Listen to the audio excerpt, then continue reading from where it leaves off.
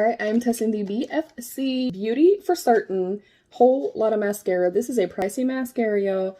We're going to put it to the test. I'm excited about this. This is a tubing mascara. They are a more indie brand, and they are cruelty-free, which we love.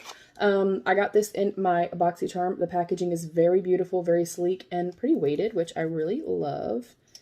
Let's check out the wand. Oh, it has a nice fluffy hourglass wand, which are my favorites. I'm going to pull my little mirror up because y'all know mama's blind. So let's go in, and I have nothing else on my lashes at all, of course. I will say it is quite heavily scented. I smell it from here.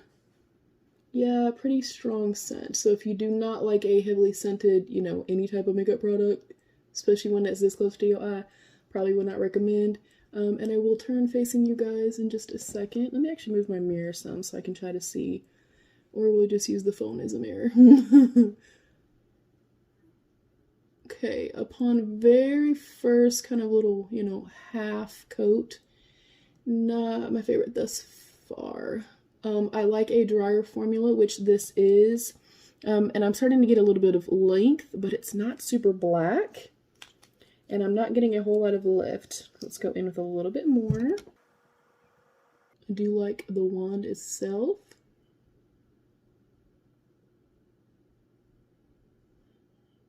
All right, second coat is giving me a little bit more.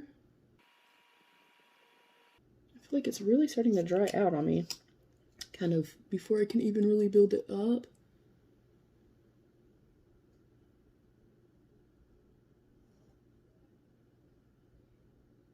All right, it's pretty. I'll get up close and show you before and after.